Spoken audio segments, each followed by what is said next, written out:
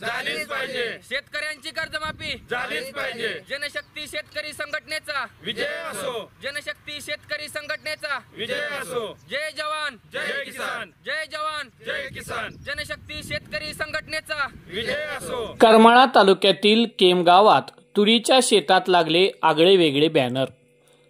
गणेशोत्सवाच्या आगमना दिवशी करमाळा तालुक्यातील केम येथील तुरीच्या शेतात शेतकऱ्यांच्या कर्जमाफीसाठी आगळा वेगळा आंदोलनाचा पवित्रा दिसून आला आहे।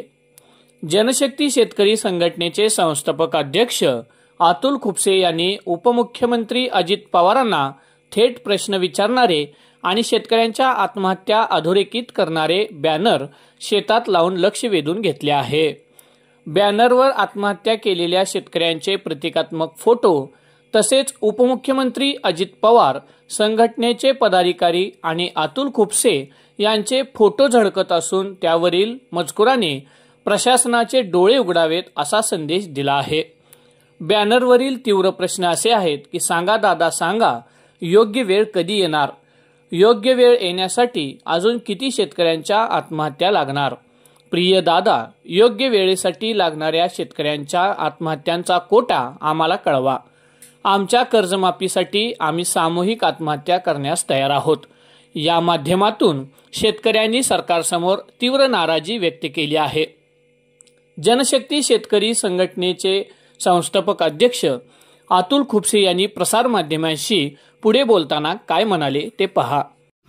आज गणरायाचं आगमन होत आहे, परंतु आज तुम्ही तुमच्या शेतामध्ये एक आगळं शेतकऱ्यांच्या कर्जमाफीसाठी बॅनर लावले, नेमकं त्याची काय मागणी आपली?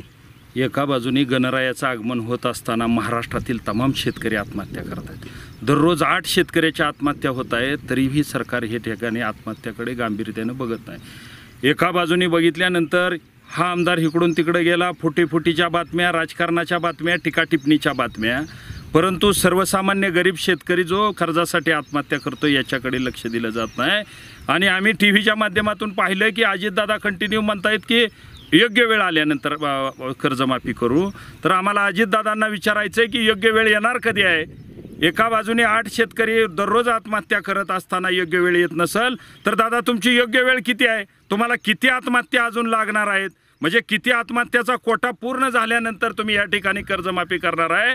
ज्या सरकारनं आश्वासन दिलं कर्जमाफी करणार म्हणून ही आम्हाला भूलतापा दिली आणि त्या माध्यमातून आम्ही महायुतीचं सरकार शेतकऱ्यांनी निवडून आणलं, परंतु त्या ठिकाणी तसं न होता शेतकऱ्यांच्या कर्जाचा मुद्दा बाजूला केला जातोय। अनेक शेतकरी नेते आंदोलन करतायत पण या ठिकाणी कर्जमाफी करायला कोण तयार नाही।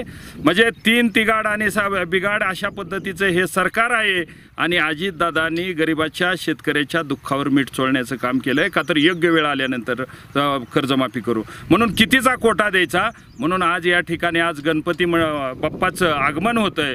गणपती बाप्पा हा विघ्नहर्ता आहे म्हणून विघ्नहर्त्याला शेतकऱ्यावरचं विघ्न दूर करावं आणि विघ्नहर्त्यांनी सरकारला सद्बुद्धी द्यावी। येणाऱ्या 10 दिवसात कर्जमाफीची घोषणा करावी। कर्जमाफीची नाही घोषणा केली तर लाखोंच्या संख्येने शेतकरी आत्महत्या करून आम्ही या ठिकाणी आंदोलन करणार आहोत। यामध्ये आपण पाहतोय की हे बॅनर तुम्ही तुरीच्या शेतामध्ये लावले, आज गणरायाचं आगमन आहे, नेमकं काय उद्देश आहे? दादांना काय तुम्ही आव्हान करता? शेतकऱ्यांचं दुःख ह्या ठिकाणी सरकारपर्यंत पोहोचावं। म्हणजे एका बाजूने दादा शहरातला विकास केला, मी शेतकऱ्यासाठी झटलो म्हणून अनेक वेळा भाषणातून सांगतायत, पण दादांबरोबर ह्या सरकारला विसर पडलेला आहे की शेतकऱ्याची थट्टा करू नये, योग्य वेळ आल्यानंतर आम्ही कर्जमाफी करू। पण सावकाराच्या पाशात शेतकरी या ठिकाणी 10 रुपये, 15 रुपये, 20 रुपये टक्केवारीनं पैसे काढतोय आणि दररोज शेतकरी आत्महत्या करतायत। याची गंभीरता शेतात बॅनर लावल्यामुळे तरी दादाला निदान कळावी आणि ह्या सरकारला लाज वाटली पाहिजे। जनाची नसली तर मनाची लाज वाटावी आणि विघ्नहर्त्याने या ठिकाणी सरकारला सद्बुद्धी द्यावी आणि येणाऱ्या 10 दिवसात कर्जमाफीची घोषणा करावी ही सरकारला आम्हाला कळकळीची विनंती करायची।